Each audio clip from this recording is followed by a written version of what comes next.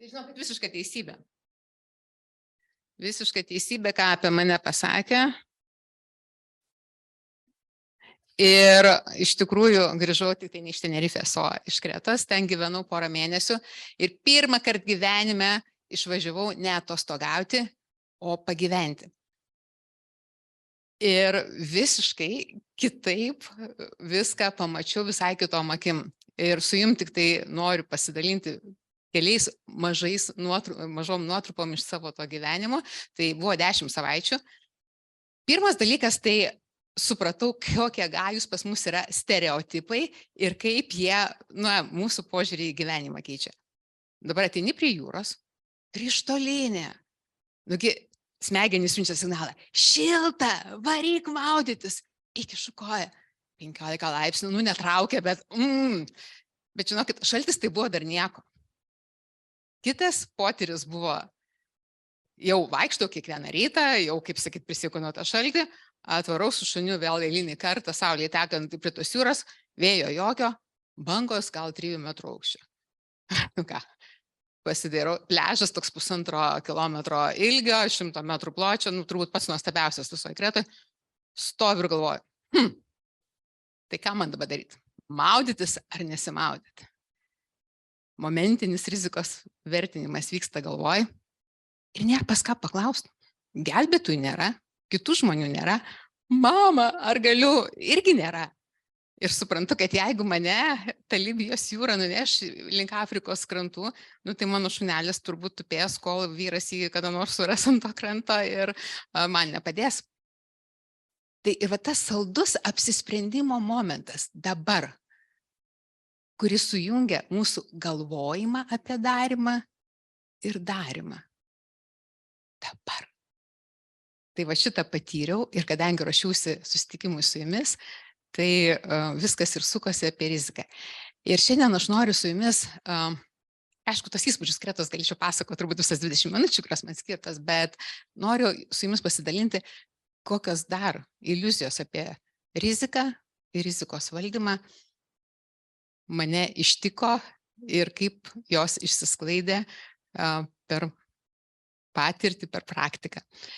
Tai važiuojam. Pirmas momentas labai susijęs, toks buvo ryškus, kai aš pradėjau dirbdama finansinėse paslaugose, finansinėse institucijose, pradėjau suprasti, kad kažkas negerai yra su rizikos valdymu, nes iki to tai kažkaip kaip karštą bulvę vartydavau. Tai čia kreditavimo rizika, operacinė rizika, rizikos kontrolė, visi specialistai, viskas sureglamentuota, viskas žiauriai fainai. Ir pradėjau jausti, kad ne taip yra, kaip atrodo. Ne taip yra, kaip atrodo šaltas tas vanduo. Turėjom situaciją. Jūsų kolegos sako, Vilma, neveikia vidaus kontrolės, darykite ką nors su savo komanda. Ir išorės auditas tą patį kartuoja, Lietuvos bankas pirštukų pagrumuoja, filialų vadovai netlieka kaip numatyta. Klausimas paprastas, iš kur jie žino, kaip atlikti? Paprašiau komandos, surinkom tvarkas. Tai žinau, kad tikrai neperdėsiu, tokią krūvą gavom.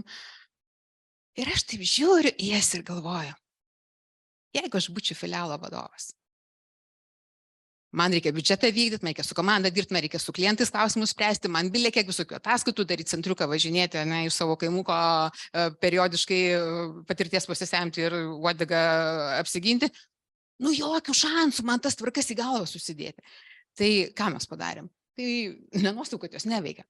Mes paėmėm, susisteminom, surinkom, sutvarkėm, kas dieną, kas savaitę, kas mėnesį, kas ten atsitiktinė tvarka, sudėjom automatinį kalendorių, prisegėm nuorodas, kur trumpai aprašyta, taip toliau, išlenda priminimas, filialo vadovas mato į priekį, ką jam reikia padaryti, gali pasižymėti, ką padarė, ko nepadarė, kokie galbūt jam klausimai kilo su tuo visų dalykų. Užveikė. Bet tokia jau abejonė buvo pasėta. Galvoju, bet kodėl taip atsitinka? Juk žmonės tai ne iš blogos valios, ne? Juk tas tvarkas parašyti yra reikalų, standartai, reikalavimai, ar ne? Ten sėdi visas ten skyrius, tvarkas kepa. Niekas neskaito, gal jie ir patys nebežino, ką ten parašė, bet kodėl? Ir tas klausimas mane, taip žinot, kaip būna, pradeda ėsti klausimas, siela pradeda ėsti. Reikiagi atsakymų. Ir vienas tokia mintis taip atėjo, kad yra labai didelis spaudimas, ypatingai reguliuojamos organizacijose, nu, pavyzdžiui, finansinės paslaugos, ar ne, kur yra centrinis bankas su savo reikalavimais, yra dar krūva kitų, bet šitą aš geriausiai žinau, kadangi daug metų ten teko dirbti. Arba valstybės valdomos įmonės sako, nu parodykit mum, kad jūs ką nors darote su ta rizika. Tu kaip parodyt? Nu lengviausia. Tvarką turim, politiką turim, rizikos apetitą pasitvirtinom, veiksmų planą turim. Viskas yra, va, tą krūvą galima atnešti ir yra. Bet gyvenimas eina sava vaga ir yra krūva visokiausių tikslų ir kas baisiausio atsitinka, ką tarp kitko per praeitą finansinę krizę, ten tais prieš 2008 metus, aš taip seniai ten dirbu, matėm, kad rizikos valdymas netgi patampa vienu iš tikslų. Didinam rinką, didinam pelningumą ir mažinam riziką. Nu, neegzistuoja gamtoj tokie dalykai viename. Ir dar jeigu tos tikslus išdeleguojam skirtingiems žmonėms, tai va tas konfliktas. Ir man, žinot, nuo to viso supratimo, man pradėjo iš tikrųjų griūti visas mano suvokimas apie rizikos valdymą ir apie tai, ką aš šitam banke darau, nu, radikaliai. Jūs galvoju, nu, bet palauk, bet turi būti atsakymas, nu, negali būti viskas va taip keistai, ar ne? Tai, nu, ne tau vienai tie klausimai kyla. Gal yra atsakymų. Ir ką aš padariau? Aš išėjau į biblioteką. Įstojau į doktorantūrą, išnagrinėsiu šitą rizikos valdymą, nu, ir rasiu tą atsakymą, nu, turi kažkokias įtaką būti su tuo efektyvumu ir panašiai, jau buvau tuo metu paragavus ten ir lyno ir kitokių gerų dalykų, jie irgi šneka apie tą patį, nu, kad lengviau būtų dirbti, kad geriau būtų dirbti, ar ne, nu, galvoju, nu, kažkaip tai, labai daug perskaičiu, tikrai, ir istorinių veikalų, ir šiuolaikinių tyrimų, ir ekspertinių įžvalgų, ir viso kito, tikrai nesiplėsiu. Nu ir ką žinokit, nu, ir taip supratau, kad egzistuoja du radikaliai skirtingi požiūriai tą patį dalyką. Vienas tai, kurį aš jį pavadinau funkciniu, tai kai mes riziką paimam, nu kaip tokį, lyg tai kažkokį objektą, kuris egzistuoja pats savaime ir jį galima valdyti tiesiog nekreipiant dėmesio į visą kitą. Ir tada labai didelė, ir jos valdymas dažniausiai eina iš to, ne, kad parodykit mums, kad kažką darote. Ir tadagi, bet nieks neturi laiko, visi daro savo kasdienės užduotis ir mums tada labai didelė pagunda jį išdeleguoti visą šitą reikalą. Nekultas rizikos departamentas ir tvarkosi su tais dalykais, ne? Nu, pažįstami turbūt. Bet kviečia visi ypatingai po krizės sujudo ir centriniai bankai, ir Lietuvos, ir Jungtinės karalystės, ir Švedijos, sako, mums reikia kitokių įpročių, mums reikia kitokio požiūrio, ne, ten apie rizikos kultūrą buvo pradėta kalbėti, bet numirė tas konceptas neįsigyvenęs. Ir mokslininkai kviečia, sako, nu, mums reikia daugiau holistinio požiūrio. Netgi tokį radau Enterprise Risk Management konceptas, ne, tai visi yra įsiūtas į tuos standartus, ten gražiuosius rizikos, taip toliau. Per 50 metų vystymo šito koncepto, dideliai mano nuostabai, aš suvokiau, kad jis toliau teorinio koncepto nepasistumėjo. Ir kodėl? Todėl, kad nors holistinė intencija buvo, kad valdykim visas rizikas įmonės mastu ir taip toliau, na, ir įtraukim visus į visą tą reikalą, bet išpildymas buvo funkcinis. Mes į rizikos valdymą vis tiek žiūrėjom kaip į kažkokią atskirą funkciją, į kurią kažkodėl tai reikia įtraukti visus kitus, kurie galbūt ir taip kažką daro. Ir žinau, kad man sugriuvo viskas ir aš tada galvoju, tai ką man čia dabar daryti su to mano tyrimu, ką man čia dabar daryti su tuo visų mano darbu, nes aš jau nebesuprantu, tai ką aš čia tyrinėjau ir ką aš čia bandau įrodyti. Ir jeigu taip tiesiai šviesiai, atvirai, pripažinau, kad nėra tokio dalyko kaip rizikos valdymas. Be verslo valdymo. Nu, nėra šansų jį atkabinti, ištraukti iš konteksto. Ką dabar daryti su disertacija? Taigi norėjau įrodyti, kad rizikos valdymas efektyvumui kažkaip įtakoja ir taip toliau, ne, ieškoti atsakymų.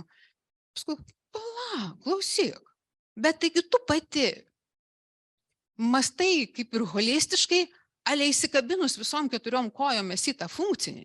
Nes, nugi, bandai čia tą rizikos valdymą toliau sekti ir kontroliuoti. Ir tada buvo tas toksai, žinot, dar vienas toks, taigi apsukt reikia. Net ten ieškau visai. Taigi yra milijonas įmonių per visą pasaulį, kurios skaičiuoja po kelis šimtus ar ne metų istorijos. Gyvenime nėra turėję nei rizikos politikos, nei rizikos departamento. Tai jos kažką tai tikrai daro su ta rizika, tik tai jiems nereikia niekam įrodinėti. Ne? Tai einam ieškoti šitų dalykų.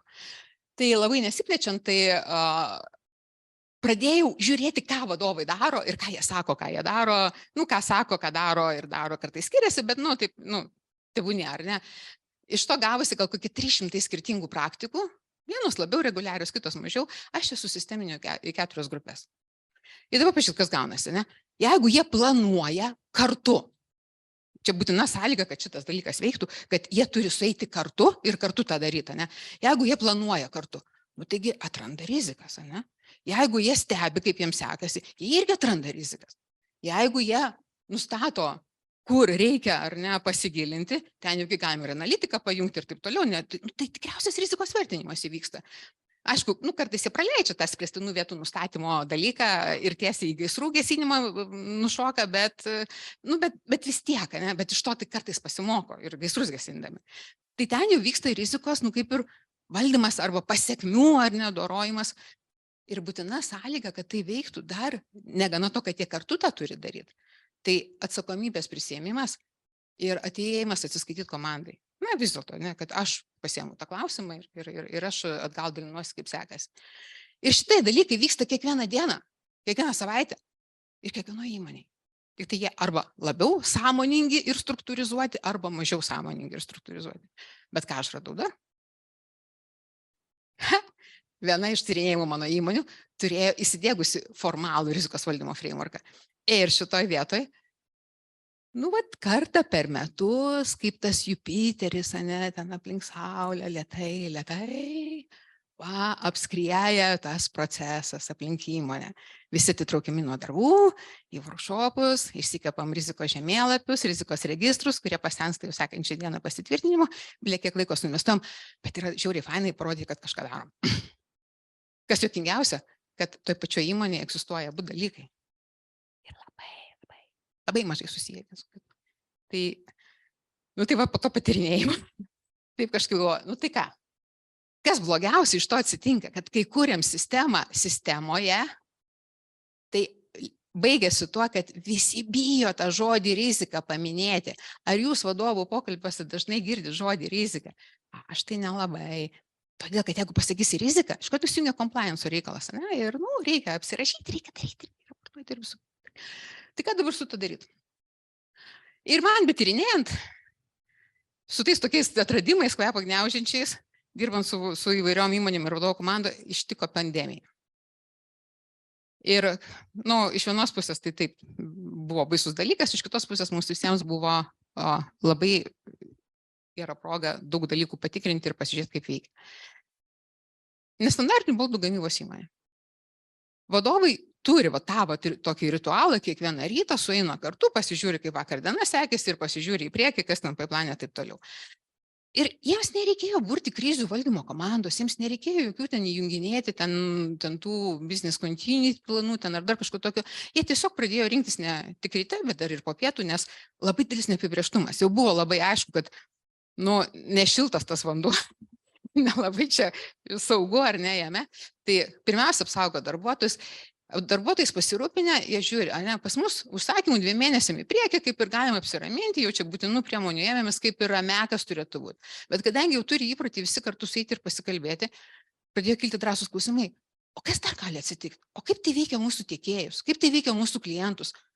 O jeigu mums reikėtų vis dėlto užsidaryti, kaip mes norėtume užsidaryti, kad po to galėtume vėl atsidaryti? Ir drąsa iškelti tokius klausimus, patys pradžioje išsigando šito klausimo, bet labai greit sustatė į vietas. Ir vienas iš momentų tada atsirado abejonė, kad gal tie užsakymai 2 mėnesiam priekį yra iliuzija, gal čia nerealybė, gal mums reikia grįžti pas mūsų klientus ir patikrinti, kokia yra realybė ir kaip sekasi. Ir dabar įsivaizduokite, vadovų komanda pasidalino, perskambino iš pradžių visus klientus, iš kurių užsakymus turi, paskui dar ir visus kitus susižinoti. Ir dabar, jeigu tu esi dizaineris arba baldų kažkoks ar ne, smulkus gamintojas, ir tavo klientas yra, pavyzdžiui, restoranas, ir tu esi užsisakęs ar ne pas šitą gamintoją, kad tau viską ten suruoštų. Ir dabar pandemija. Ir tavo klientai užsidarinėja, ar ne? Jau jie skambina, kad žiūrėk, mes lockdown'e, mūsų verslui kajuką, gal gali grąžinti avansą, o jisai žino, kad jam toj pat mokėjimas, jam atsiimti reikia, jau užsakymas pateiktas.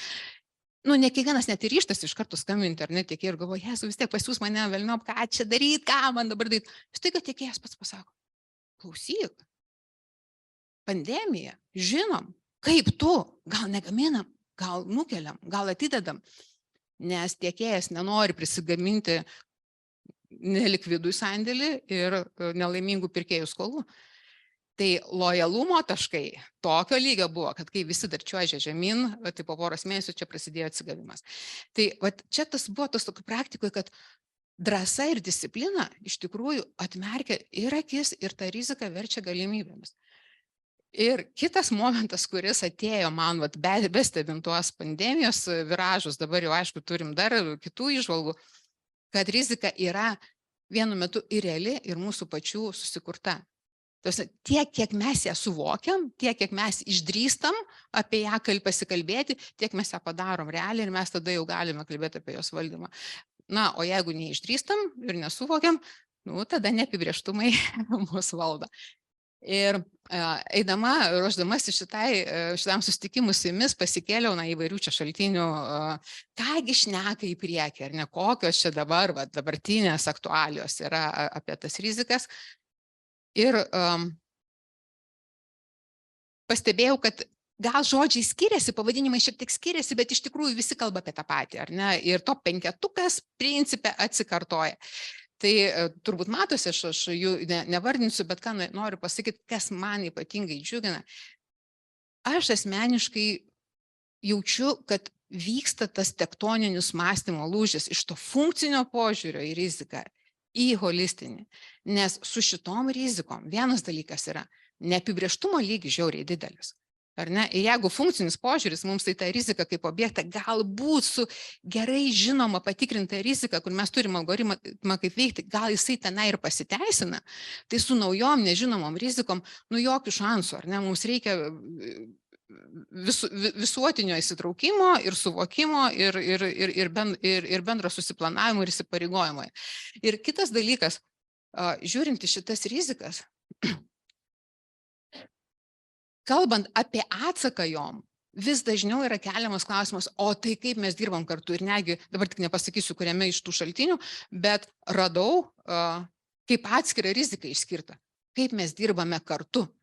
Tai šitie dalykai iš tikrųjų džiugina ir kai mes dirbame kartu, mes galime labai paprastom priemonėm, be sudėtingų įrankių, be pasislėpimo už sudėtingų įrankių, turėti gyvus ir rizikos žemėlapius ir tą bendrą vaizdą matyti, bet tada vėl reikia mums įsipareigojimo, kad mes nuolat atnaujinam duomenis. Ir pavyzdžiui, čia yra pavyzdys, čia tiesiog, matot, gana net vaikiškai padėlioti yra strateginiai projektai, ir sąsajos tarp jų, ir bendros rizikos tarp jų. Ir dabar kas atsitinka, ar ne? Vėlgi, planavimo etape mes planuojam, atrodo, kad įsivertinam tas rizikas ir toliau tada dirbam kiekvienam projekte. Bet laikui bėgant įmonės dabar ne veltui kelia klausimą, kokio ilgio strategijas daryti, kaip dažnai jas peržiūrėti, nes neapibrėžtumas žiauriai didelis ir viskas labai keičiasi. Ir tada pas mus, jeigu mes neturim jokio mechanizmo, kaip mes galim tą bendrą besikeičiantį vaizdą matyti, mums šakutės pasidaro, ar ne, nes jaučiam, kad viskas per daug pasikeitė ir tada jau kiekvienas gyvena savo gyvenimą. O matydami ir nuolat atnaujindami, projekto vadovas, dirbdamas su savo komanda, jeigu rado kažkokių naujų sąsajų, šasta neatnaujina. Projekto vadovas su projekto savininku susitikęs ar ne aptarinėja projektą, šasta atsidaro tą patį žemėlapį. Vadovo komanda priminėja sprendimus, reikia jiems statuso, jie vėl dirba su tų pačiu žemėlapiu ir mes turim gyvą, aišku vaizdą ir galim matyti ir tą domino efektą, ir resursus valdyti ir taip toliau. Tai ir čia toksai atėjo, man turbūt dar vienas aiškus toks suvokimas, stebint ir matant tą įrankių pritaikymą, kad ne įrankiai esmė. Pirmas dalykas tai yra įsipareigojimas ar ne kartu keistis informaciją ir tą dalyką daryti. Ir kitas dalykas, vis tiek reikia mums vizualinių sprendimų, kad mes visi galėtume matyti tą patį vaizdą ir būti tam pačiam puslapį. Tai dabar tiesiog taip jau jungiant į pabaigą, tai ką dabar daryti, ne? Tai tas kyla klausimas. Tai ką dabar daryti su visu tuo? Ką daryti? Tai labai taip konkrečiai, jeigu aš būčiau vidaus auditorius, aš vis tiek pirmiausiai ieškočiau, kokios yra praktikos priimti sprendimus kartu, kokios yra praktikos ar ne, kaip vadovai, ką jie daro, kad pasiektų tikslų. Ir šitą dalį, ta prasme, neužsidėčiau tų akinių, kad, žinai, ten rizikos valdymo ieškau, ar ne, kur aprašyta, kur su tais labelais, bet bandyti tą, kas iš tikrųjų vyksta. O jeigu dar taip žinot, nu, labai nuoširdžiai, labai galvoju čia prieš eidama pasisakyti ar nesakyti, bet pasakysiu, myliu vidaus auditorius, iš tikrųjų, ten seni ryšiai, be pertrauką galėsiu papasakoti. Kaip perėti iš funkcinio į holistinį, tai aš siūlyčiau ištrint velniop visas tas politikas ir tvarkas, atsiprašau, arba sudeginti, jeigu popierinės yra sektuvose. Rizikos departamentai siūst į Kretą arba bulvių sodinu, palik galimybės, ar ne kokiam, minimum 2 mėnesiam. Ir visą, ką reikia darbo, pasidaryti vadovų komandoje. Ir čia primenant tą mano įžangą, žinokit, tas jausmas, kai supranti, kad nėra iš ko pasislėpti, kokias galimybės atsiveria.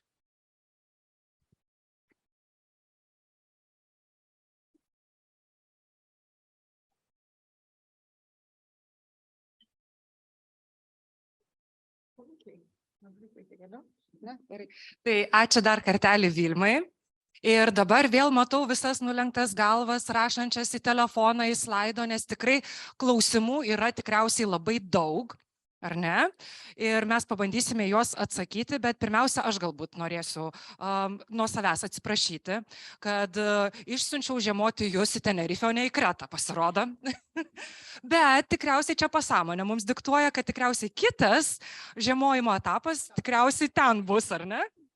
Tai va, tai Vilma, jeigu nieko prieš, norėčiau, kad pakomentuotumėte. Turime mes vieną būtent klausimą, kurį pateikė mūsų auditorija ir kokius įrankius rekomenduotumėt vizualizacijai rizikos žemėlapiams, kuriant, pristatant tikriausiai? Kalbant apie įrankius, girdis, ar ne? Kalbant apie įrankius, tai mano požiūris yra toks. Žiūrėkite, kas jau dabar organizacijoje veikia. Ta prasme, ką jie naudoja. Pavyzdžiui, ar ne? Turi gyvus susirinkimus prie baltų lentų, tegul magnetukais įsidėlioja savo ten tos projektus ir ten ryšius nusibraižo su markeriais tarp jų, ar ne? Svarbu, kad dirbtų su tuo. Šis tiesiog konkretus mano pavyzdys buvo Miro, kaip bendradarbystės lenta. Gal netgi ir tas senas geras Excelis gali daug dalykų iškęsti.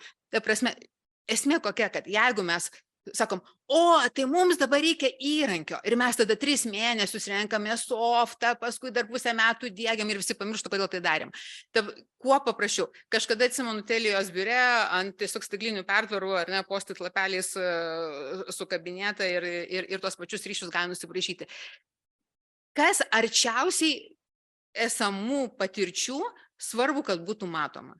Tai pirminis. Paskui, aišku, kai jau ateina jausmas, kaip tai pas mus veikia, kaip mes atnaujinam, iš kur informaciją įmam, žinoma, tai tada gali būti ir Microsoft Project, galbūt ar ne, viso portfelio valdymo, ten jau tada ryšius galim pradėti braižyti ir taip toliau, bet pradžiui reikia kuo paprastesnio, nes kitaip žmonėm ir taip didelis iššūkis, nes čia esmė, kad jie reguliariai tą darytų ir ne reportinimuisi, bet kad integruotųsi į kasdienį darbą. Jeigu projekto vadovas dirbdamas su komanda sako, užšiepėm naują sąsają, atsidarom, iš karto pažymim, jau mes turim gyvą, ar ne? O jeigu tai yra naudojama, kad prieš ketvirtinį įmonės vadovų susirinkimą, kas nors atnaujinkit čia tą žemėlapį, susiųskit duomenis, neveiks tada. Tai turi, kaip su su tom vidaus kontrolėm, nuo ko jau pradėjau, tai turi įsisiūti kasdienius įpročius. Kitaip jokių šansų.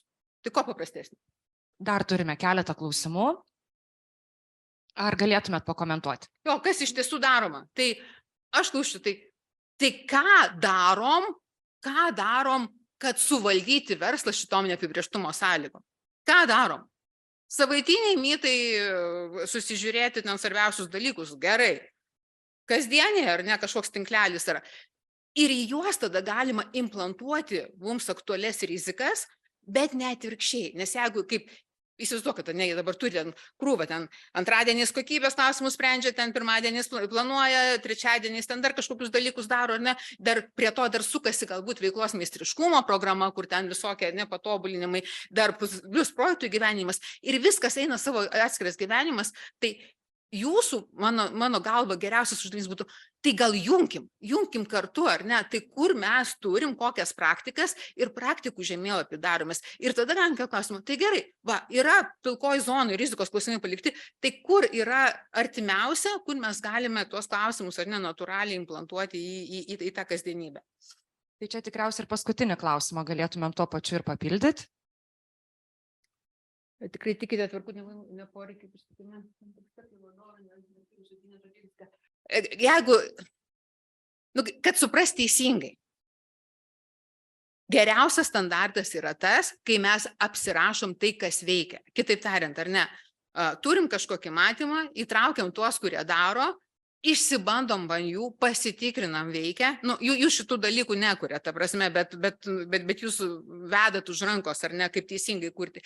Ir tada standartizuojam. Nu, nieko nėra blogiau, kai, nu, prie visos pagarbos, nu, bet mano 50 metų gal jau leidžiu tai pasakyti, nu, ateina pas mus jaunas praktikantas ir jam ką darom? Sumetam, aprašyk tvarką. Va, ane, kažkas ant lapelio papaišė procesą, o čia pavyzdys, ane, kaip buvo.